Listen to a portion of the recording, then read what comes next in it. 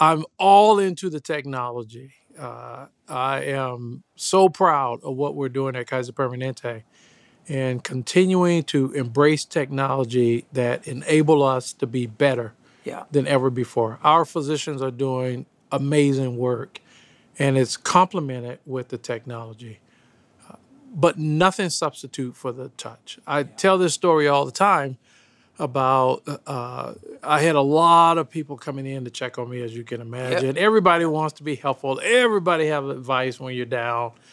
Everyone is a specialist. You know how it goes. And it's all out of love, right?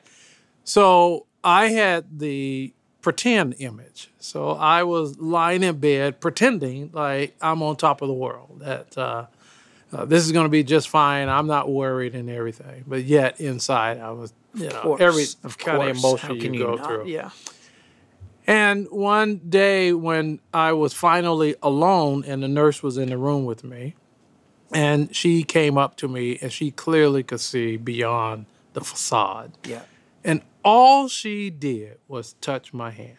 That was it. And lifted it and walked away. That touch meant the world to me. To this day, I can feel that touch when I tell the story. It was the most impactful, compassionate touch that a person could have at a moment like that. One of the lessons I've learned in martial arts is that standing still is asking to be hit. If you stand still in business, your competition is going to catch up. I start each morning practicing martial arts because it brings me balance and focus. And I want to know how others stay motivated as well. So join me for conversations on business, innovation, and entrepreneurship. I'm Dan Schulman. Welcome to Never Stand Still. Hi, everyone. I'm Dan Schulman, President and CEO of PayPal, and welcome to another episode of Never Stand Still.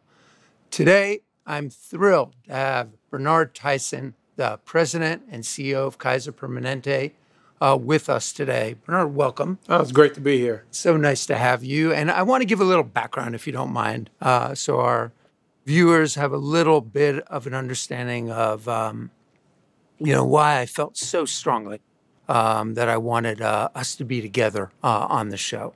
So Bernard has a very interesting history. There are very few people who can say that they were brought up in a home when they were just a kid that was not bought by their parents, but built by his father. His father was a carpenter and a pastor.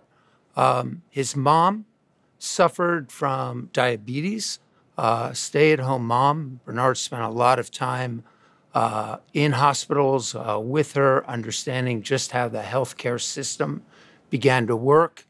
It inspired him to initially think about being a physician.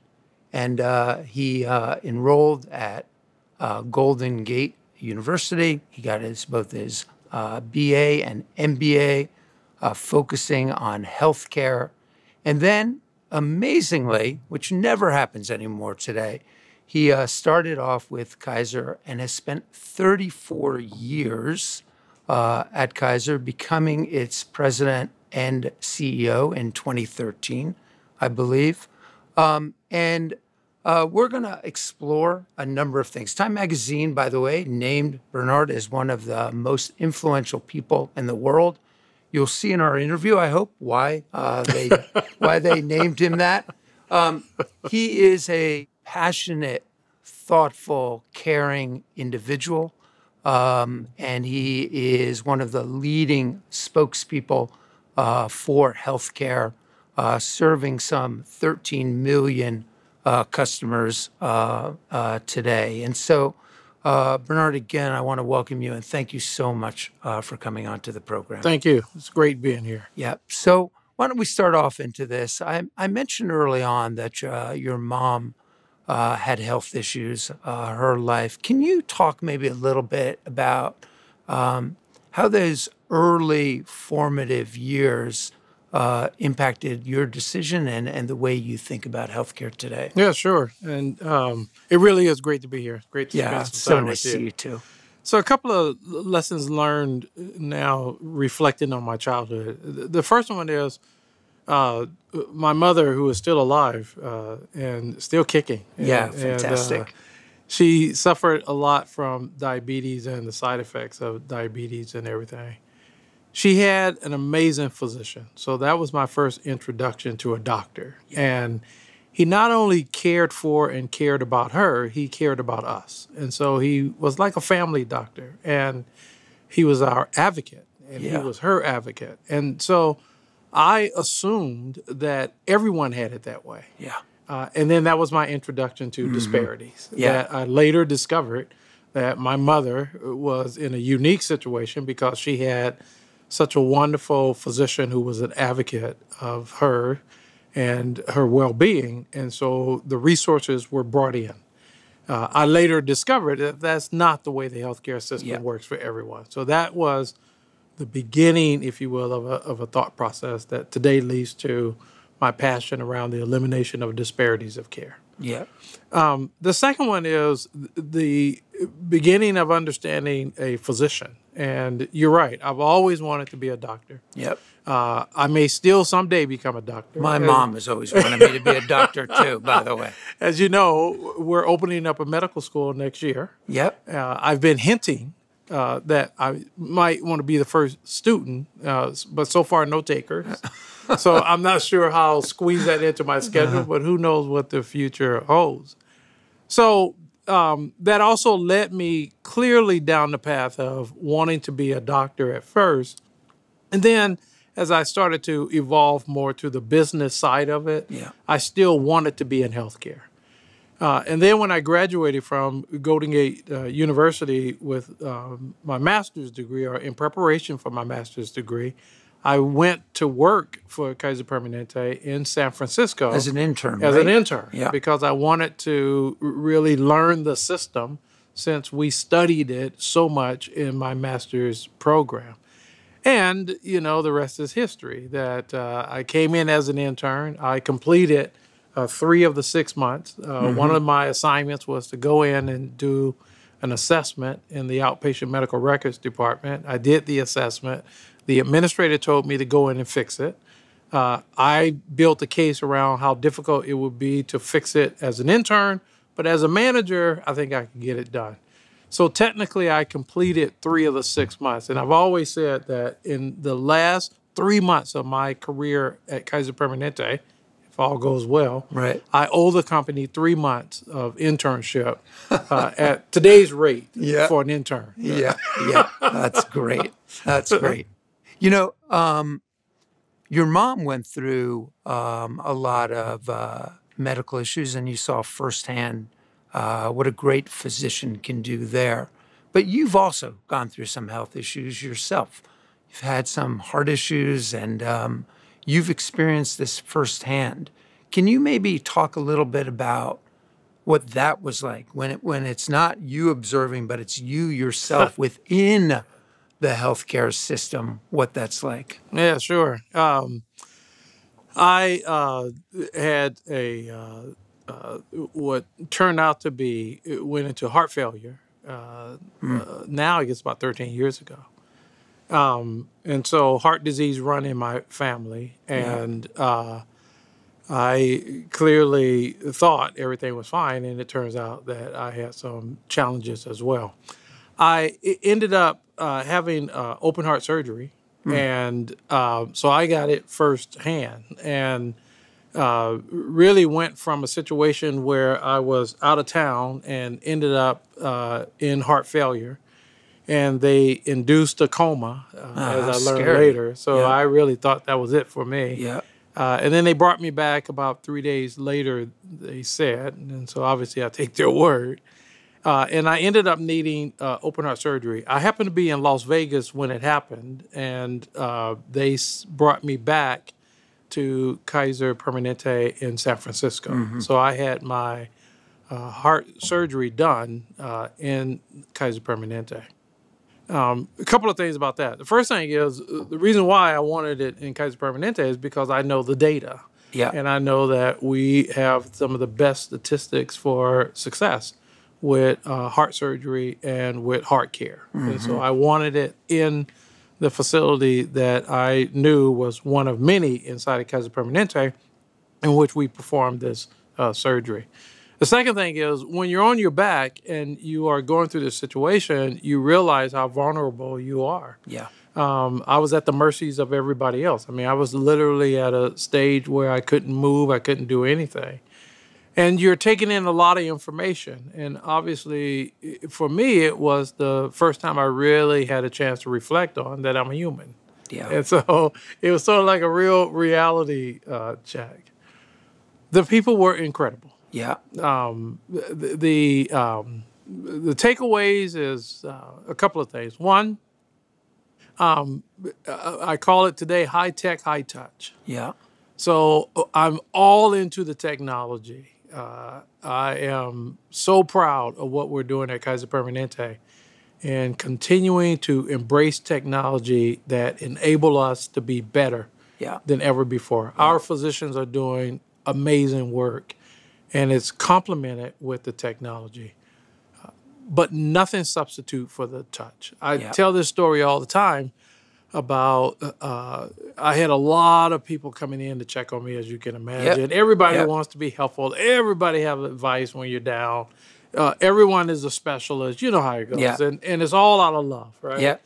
So I had the pretend image. So I was lying in bed pretending like I'm on top of the world, that this is going to be just fine. I'm not worried and everything. But yet inside I was, every kind of emotion How can you go not? through. Yeah.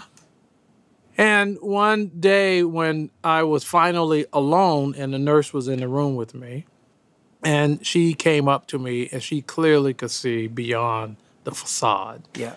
And all she did was touch my hand. That was it. And lifted it and walked away. That touch meant the world to me. Yeah. To this day, I can feel that touch when I tell the story. It was the most impactful, compassionate touch that a person could have at a moment like that. Yeah. I've often said you can't write a procedure for that, right? Yeah. So this idea that we can procedurize things. You cannot write a procedure for compassion and for caring on display. That touch was inside of her. It had nothing to do with Kaiser Permanente, had nothing to do with healthcare. It had to do with this incredibly competent nurse who knew at a very sophisticated level how to really care for a patient. And she knew all I needed was the touch.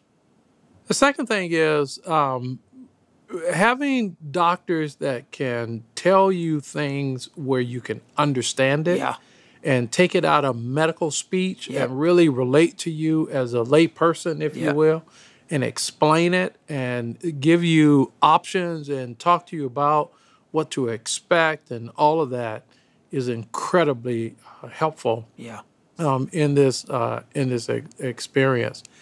And then the last much thing, has to be mental as well as the physical piece of it, right? They've got to be tied together. Yeah. I mean, it is. We talk a lot inside of Kaiser Permanente, and I spend a lot of time on this about total health, being mind, body, and spirit. Yeah, I want to talk about that. So it's paying attention to all aspects of the person, the whole person, as well as the family. And so, and I'm glad we're going to talk about that because that played out in my situation. So it wasn't just about my heart. It was about my head also. Where was I mentally? I was going through a very stressful time. And so how to manage that as a care team to make sure that you had a 360 degree on me, if you will, as we call it. Not just we're there to focus on his heart. No, you're there to focus on the whole person. And that's what I got, was a whole person approach. And the resources were brought to bear to deal with Bernard the person, not Bernard having a heart issue that he has to deal with. So I went through the open heart surgery. Quite an experience. I can only imagine. And it was the best care as you can imagine. And it was all about a partnership. I fully recovered and have an incredible team that works with me all the time now. and I'm thriving. And that's what this is about. And total health is about how to maximize your healthy life years. And so here I am dealing with the realities of heart disease, but also living my life to its fullest. And Yeah. that's the combination of what we talk about all the time, how to help people to maximize their healthy life years. Yeah. The reason why I'm so vocal about this is because I want everyone to understand you can have certain diseases or issues and you can get those handled and taken care of. And the objective is how to manage it when it happens. But I want to talk also later about work we're doing to prevent these things. Yeah. And because that is the future of healthcare, both early and earlier detection, as well as in some cases, moving much more towards curative medicine. Yeah. Okay. So we have a lot to talk about. All right. So one thing I'm interested in is you went through this experience firsthand. You're in a Kaiser facility. You're the CEO of the company. So probably what you experienced was the best of the best. Can you contrast that? Because you're such a vocal spokesperson for the improvements that need to be made in the healthcare system with what maybe a typical person might face when they go into that and what you're trying to do about that. Because you have this idea of total health, and you've seen firsthand how somebody like yourself can be treated. And you also have so many stories about how just people have a difficult time navigating the healthcare system. Can you talk a little bit about that contrast and how this idea of total health comes into play with that? Yeah, sure. I want to challenge, though, your premise in the beginning that that there's sort of like it's a natural that I got the best of the best.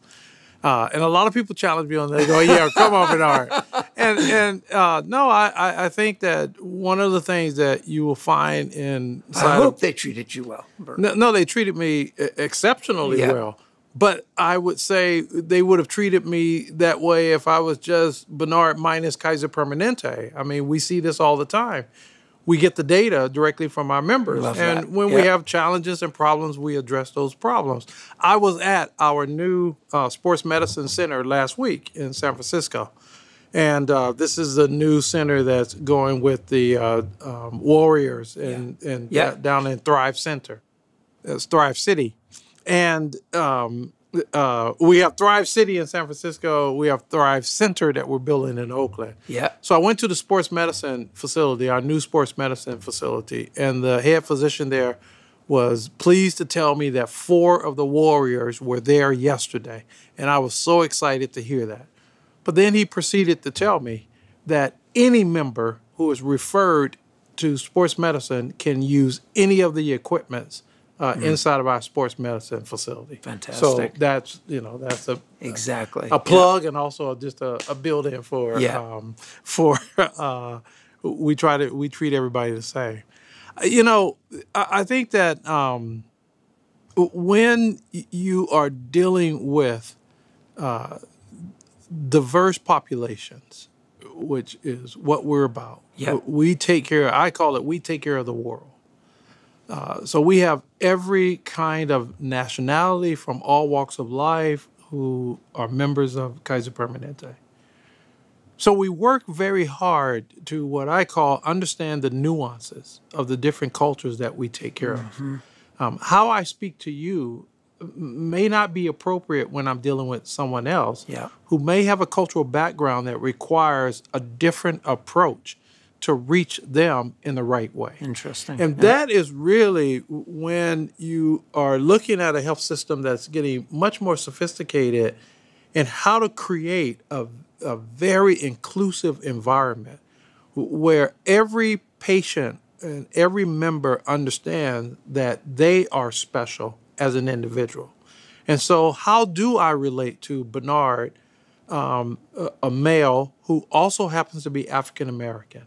And so what unique features of his culture, of his background, of issues that he and others have to deal with that I need to be sensitive to as a health delivery system to make sure that he feels respected, that he will trust us and that he will truly understand that we have his interests at heart. That's when you're taking it to the next level. I think the second part of this is, we used to talk a lot about equality, right? That everybody should have equal. We're past that. It is equity. It is about, no, you need to get what you need to be at the maximum health level. That doesn't mean that you're going to be taken away from the other's opportunity, but you're going to look at how to tailor it much more to, if we know, which the data shows, that we have some unique challenges in our physicians in managing blood pressure in the African American population. Well, it means that we come up with more creative ways of how we outreach, how we maintain the partnership, and how we make sure that we make ourselves available in some cases in unique ways that is tailored to meeting a population that may have other characteristics that will allow us to leverage that. So, for example, we have projects around the country where we train barbers and beauticians how to talk about high blood pressure, how to talk about cancer care, how to link their customers back to Kaiser Permanente. We go in and do blood pressure checks in those environments.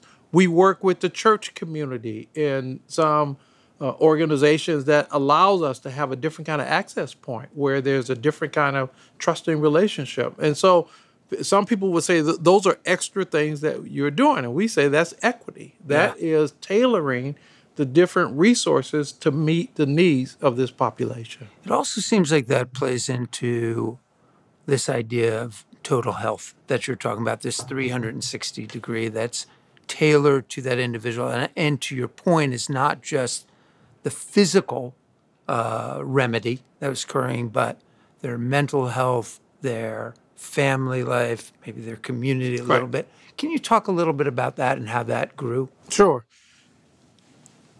It's an evolution of really where I think healthcare is going and should go. Yeah. It is definitely where Kaiser Permanente is going. And that is, we've always subscribed to prevention.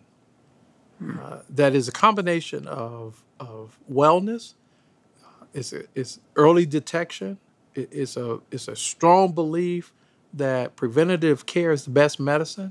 So you want to catch things early. You have better outcomes, you can treat it more efficiently, and most importantly, it helps the person to stay healthier longer, which is the objective, how to maximize healthy life years. So we understand that medical care plays a small but major role in the overall health of a person. But the fact of the matter is there are determinants of health that is outside of the lane of health care that impacts a person's total health than anything else. Some of it is strictly behavior. Things that you do on a day in and day out basis, and I do, is a better determinant of my health than medical care. So how well I eat, how well do I exercise, how well do I sleep, what's my stress level. Those factors directly impacts my health. So I mentioned earlier that I'm thriving, and thank God I have a tremendously helpful team. And we did a commercial years ago. We call it an entourage. Each of our members have an entourage of health professionals to help them to live the everyday life. But I also know from them and from my own readings that I can do things that will directly impact my outcome. So this morning I was up on the treadmill, you know. I felt good this morning getting on the treadmill, but some mornings I'm like dragging, right? Lifting weights and trying to eat right and, relaxing at times and those kind of things. The second thing is we now are moving forward with how to begin to integrate those behaviors into a holistic view of the person. And so now we are starting to ask more questions than, how many times a week do you exercise, and how is your eating, et cetera, and how's your sleeping. We're now getting more data that we're asking our members for as we look at the 360.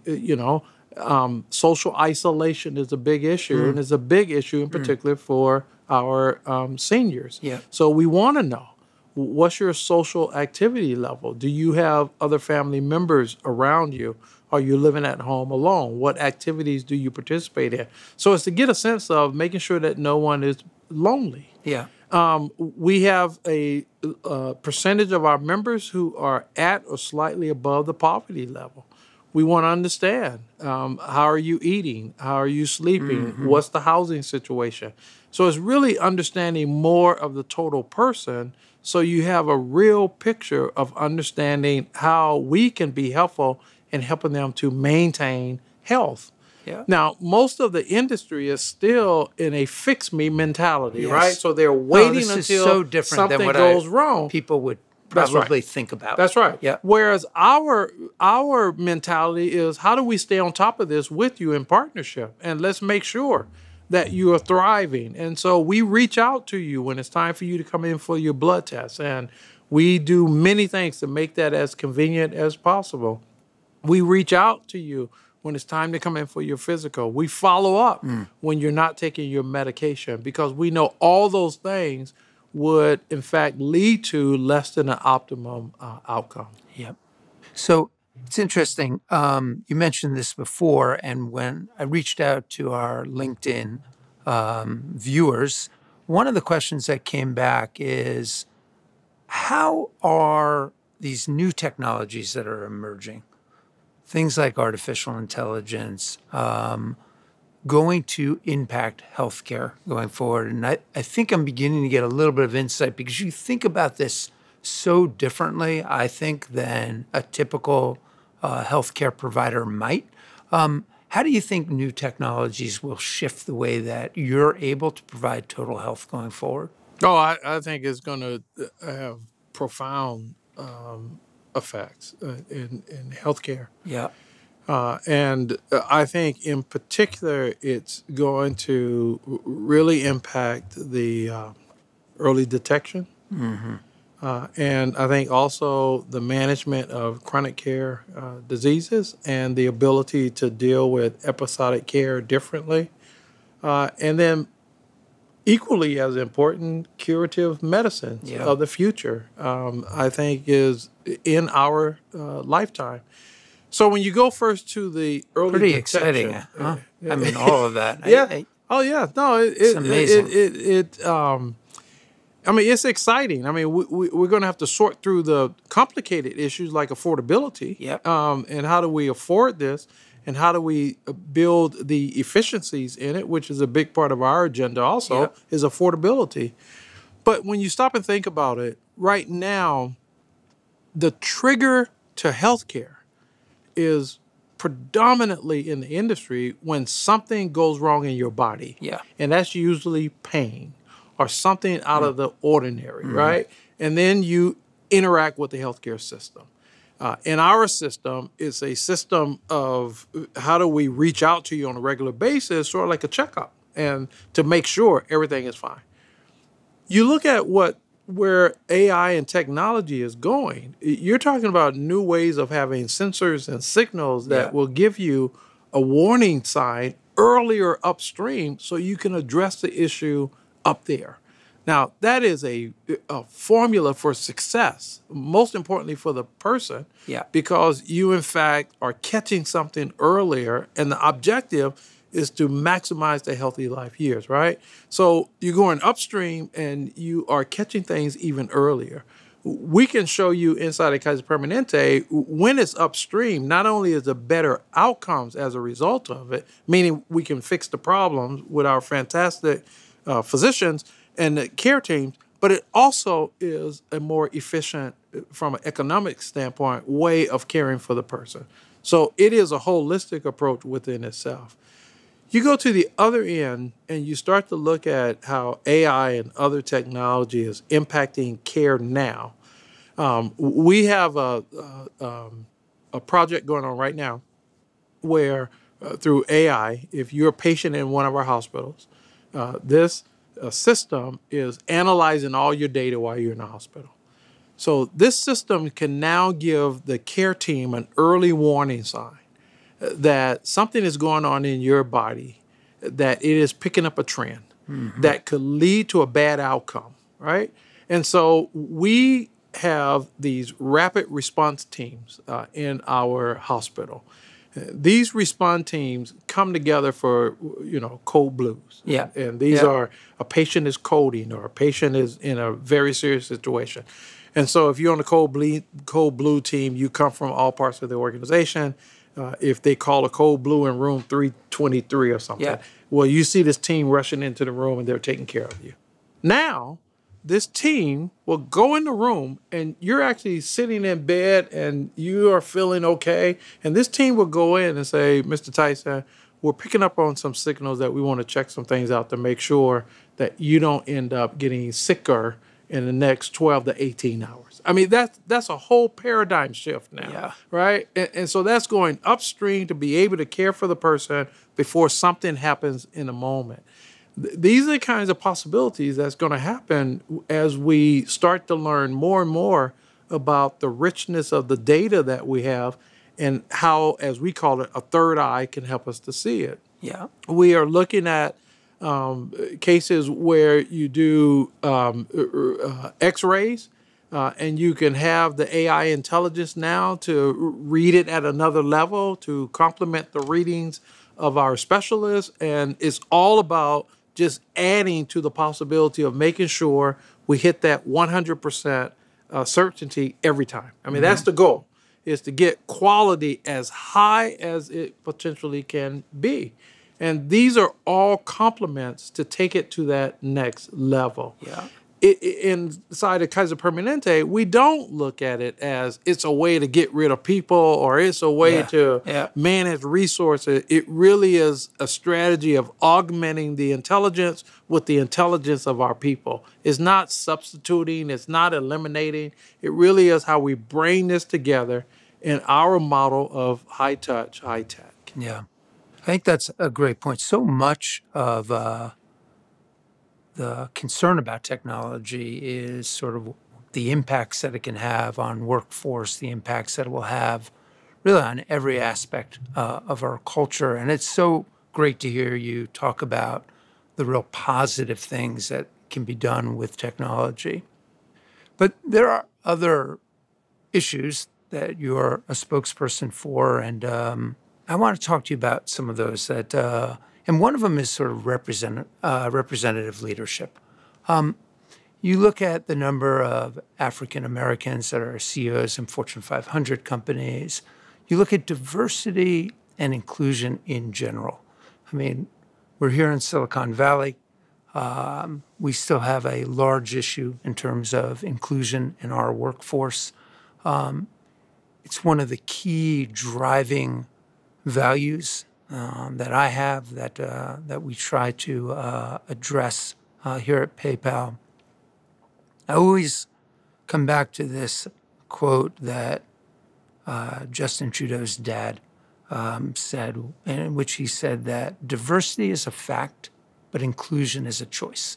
And I love that that quote, and I think that it's incumbent on us to think about how do we think about creating more diversity, more inclusion. Can you talk a little bit about some of your thoughts around how we start to make a move towards more inclusion, towards more representative leadership than we have today? Yeah, I can relate to that, whole point about diversity and inclusion. And I've often said the number count means nothing. Yeah. If the controlling power is based on the majority who sets the agenda, right? Yeah. So it doesn't matter if you are a leadership team of 12 or 15 people. and you brought in, let's say, 2 African Americans, Yeah. but the 2 African Americans have to figure out how to assimilate into the group. That's not inclusion. That is, you assimilate into the group, which means that you don't be who you can really be. You figure out how do you relate to everybody else. That day is over. Yeah. An inclusive environment says that we all have an equal right to be at this table. And the point is you want the whole person to show up every day. That's the point, right? You don't want people coming into your organization stripping themselves of who they really are so they can figure out how to get along with everybody else to get through the day. Yeah. You want to create an environment where my view is as important as your view, and we agree that we have to figure out how to work together because we're both here for this objective, right? And so what we try to do is to create what I call a speak up environment, that everybody has the ability to speak truth to power, whatever that power means to you. The environment that we try to create is that we celebrate and appreciate you. And we may not get it right every time. So our intention is to continue to learn. Mm-hmm. So when we screw up, let's talk about it. Yeah. The worst thing you could do is hide it or to treat it like it's really that difficult. Talking about race is emotional because it only gets discussed when something triggers it, right? Mm-hmm. We've had this weekend. Yeah. Right? Yeah. It triggers the emotion versus how do we just talk about the fact that I'll never forget one time I said to a colleague years ago, it was the most insulting comment. It was, I don't treat you differently. I'm colorblind towards you. And I said, what an insult to me, my history. Yeah. You know, colorblind, that's the worst statement you can make, right? Yeah. I'm looking right at you, African-American man, hopefully I'm a little bit handsome, I don't know. And you say, you say, I'm colorblind, I don't see any color in you. Really? Yeah. You know, versus, hey, what are you about, right? Yeah. What turns you on? What lights you up every day that you want to achieve on behalf of the company? And so the point is how to create an environment where I have a sense of ownership for this environment. That's what an inclusive environment means, is that I could just be who I am. I understand that I exist in a larger context, right? So this is not about I'm some radical person with a radical view and I want to convert the world. Yeah. No, this says, I don't want you, Bernard, to come into the walls of Kaiser Permanente every day and you have to strip yourself of who you really are so you can exist inside of Kaiser Permanente. That's added pressure, stress, and that takes you away from 110% of productivity, which is what I'm after, that you and I both feel great about. It's not about using you. You go home feeling like I really contributed to what we're trying to do at Kaiser Permanente versus first I had to deal with this, then I had to deal with that, then I had to deal with this other thing, and then finally I got my job done. Right. So that's the point of what you are trying to create.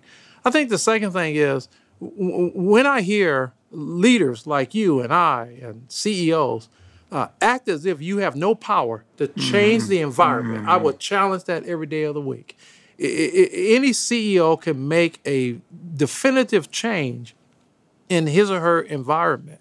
That's part of the job, right? Totally. And so you're working with the organization, but you set the expectations, you set the temperature, you set the agenda for these companies. And so I don't buy this theory that this thing is so hard. And, you know, and it is hard work, but that's hard work regardless, right?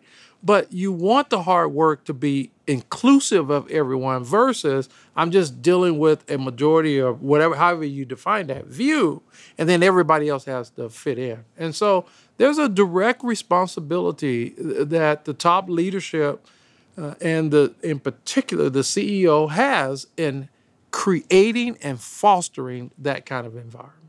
Couldn't agree more. Couldn't agree more. I think just everybody watching the show, I think that is an incredibly important point, that when you have certain responsibilities and you're a leader, whether you're a leader of an organization or a leader of a part of an organization, you make a real difference. You make a real difference. You should difference. not abdicate from that responsibility ever. Yeah. You know, the other thing, right quick, that I learned some time ago, and I share this a lot because people have found it helpful. And it's a situation that I was in. And it was a lesson learned for me because a lot of times, you know, in my existence, there's no question that I've seen racist behavior. So I don't want to deny that. Yeah. That you, when you discount everything else, you come to one final point is, well, this person, right? So I'm not blind to that. Yeah. However, so one time I was working in one of our facilities, and I went up and I was partnering with a medical director, wonderful individual. But at the time, he and I just did not get along from day one. It was just bad. He was an elderly professional physician, a wonderful individual by all accounts. We just didn't relate to each other. And I was a hospital administrator. He was the physician in chief. And it really got bad. I mean, there was just, it was like bad, right? And it was only getting worse. And then one day he came into my office and he said, you know, Bernard, can we go out and take a walk? And then my mental map was, oh, now you're going to take me in the woods, huh? Yeah, exactly. I'll see where this is going. I mean, that's how bad it was in my own mind, right? And so we went out for a walk, and he said to me, he said, you know, this may do it in terms of dooming our relationship, but I have a need to tell you this. And he opened up to me. And he said, you know, I have honestly been trying as hard as I can to relate and to figure out how to build this relationship. And clearly, I'm not doing a good job. I mean, he just accepted complete ownership for this, right? And he then went on to tell me, you know, part of this is I've never worked this closely with, as he said, a black man.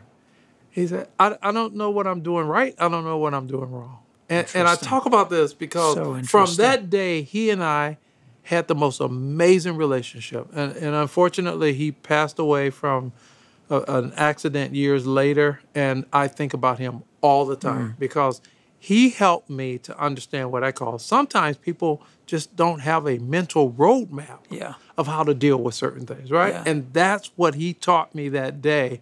Was I'm not some racist person. I'm not trying to make life difficult for you. In fact, it's the opposite. I just don't know what I'm doing. Yeah. And can we help each other, right? And that's part of this as well, is can we help each other? Yeah. The transgender community helped me to understand transgender care. Yeah. I had no roadmap to deal with what they were saying to me in the beginning. I was totally confused. Thanks to this doctor, he helped me to be able to relate that, to say, I don't know what you're talking about. Yeah. I think we're doing all the things right. And they were saying, no, you know, here's some other things you need to think about. And it's because of their voice, we absolutely, thanks to our wonderful physicians, changed the whole transgender services at Kaiser Permanente. We now have 2 or 3 centers of excellence in how we provide it, all the services for our transgender population. Well, that came from a community speaking up and our ability to hear and to figure out now how do we change and redesign health and healthcare for this unique and wonderful group. Yeah, that's fantastic. So I've got one last question for you. So the name of the show is Never Stand Still, as you know, and part of that comes from this martial arts philosophy, which is, you know, it's hard to get into the ring without getting hit. And you need to take risks. And part of it is you need to kind of, you need to move and you need to be able to get back up when you do get hit. And often the measure of a person is how they get back up, not whether they get hit or not. You've had a life where, you know, you've experienced ups and downs as well. Is there something that you might be able to share with our audience in terms of a difficult situation that you went through, some of the lessons it might have taught you and how you got back up and were actually enhanced by that? Yeah, in fact, I would go back to the experience that we talked about. That the time I got sick, the time I had the heart disease, and going through the heart surgery and everything. Yeah. That there were times through that process that I could have chosen to go down the negative path, right? Woe is me, and Yeah. life is so hard, and singing the blues and everything. And quite frankly, I chose the path of, okay, I'll get through this and I'll figure out how to get back on the bike and of life and to go on. And then, of course, it was wonderful to have great resources around me. But in that moment, and you'll see if you saw any of my writings, you'll relate to what I'm about to tell you. So I'm going through my recovery period, and you go from literally not being able to move in a bed to eventually building up your strength. Yeah. If you've never been in a situation where you have lost all of your strength, I mean, where you can't even lean up in a bed, then you should hopefully never have to go through this. But if you do, we'll compare notes, right? Yeah. It's the most unbelievable feeling that you can have, and then to eventually build your strength back up. So I'm going through my recovery period, and I can recall so well these moments. Like the first time I was able to take a shower where they set me down and just turned the water on. It was like, oh man, I'm coming back, right? Heaven. Yeah. So I eventually go home, and the day before I left, I had to climb up some stairs at the hospital to demonstrate I could climb up the 3 stairs to get into my house. So I go home, and I'm home now, and so I'm really feeling like the recovery is coming back. And I go and I look in the backyard, and I look at the green grass. Mm-hmm. It was the most beautiful green grass that I've ever seen, right? That's the image. Yeah. So I have this thing that I call today beautiful moments. And I have not missed a day. Every single day, it does not matter what that day entails. I have always been able to find a beautiful moment in that day. And then I take a mental picture of that. I love that. And that's been my therapy from that day that I looked at that green grass. Yeah. And that's what I do. It's a great, inspiring message for everyone. Bernard, I want to thank you for coming on to the program. You've been a role model for me and an inspiration, and it's such a pleasure to have a chance to talk with you. Thank you so much. Thanks a lot. All right. All right. Take care.